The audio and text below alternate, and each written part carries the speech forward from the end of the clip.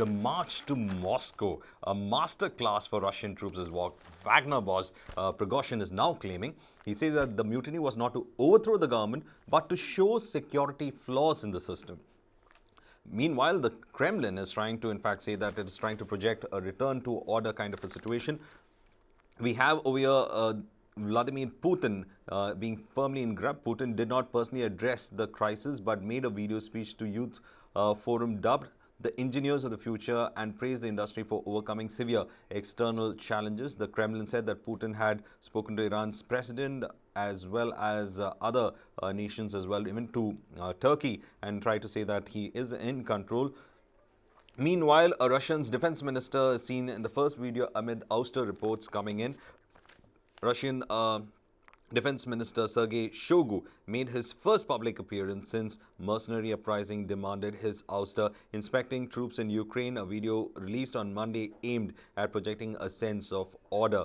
Meanwhile, Prigozhin, of course, the Russian mercenary leader Yevgeny Prigozhin said on Monday that one day mutiny by the Wagner force had been intended to overthrow the Russian defense ministry's top officials, is what he tries to say in this. In the first public remarks released since he has been seen on Saturday night smiling in the back of a SUV as he withdrew from a city occupied by his men. Prigozhin repeated his frequent claim that Wagner was the most effective fighting force in Russia and even in the world.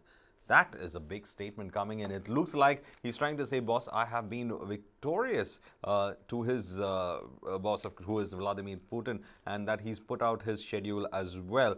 It seems that Putin just cowed down from a 25,000 mercenary group heading towards Moscow and probability of chaos that could have erupted. But Putin says that he is in control, and the Russia's defense minister also seen in a video inspecting troops.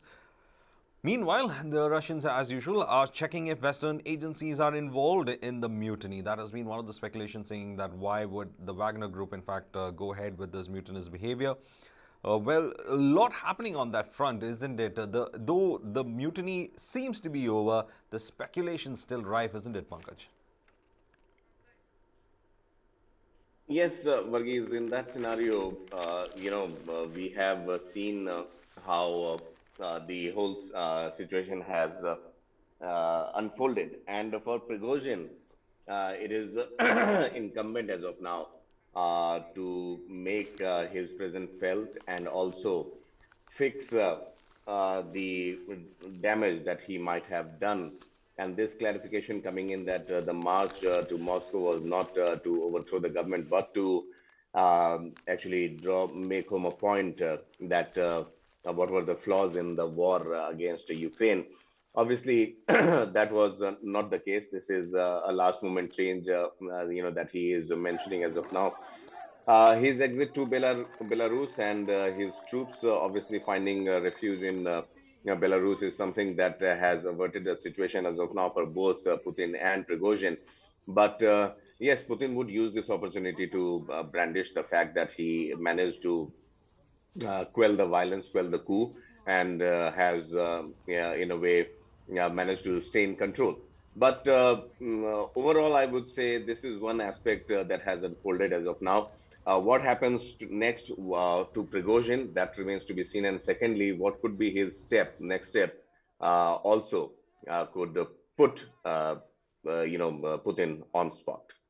Well, that could be an interesting way to look at it. Before we, in fact, wrap up with it, Pankaj, I'm just trying to understand this kind of a sudden military coup that has happened, or other attempt to make a military coup that happened in the Kremlin. And interestingly enough, there's a lot of silence and there is a lot of statements. And this is what Prigozhin, in that 11-minute audio statement, he went ahead and said, to prevent the destruction of the Wagner private military company and in response to an attack on Wagner camp that killed some 30 fighters. So it looked like he was actually trying to defend his own fiefdom from being destroyed by elements who are inimical to him within the Russian military. A lot of politics happening in Russia, and a lot of clarity needed to come from Russia as to what is exactly happening in its power structures. With that, it's a wrap on this today's page.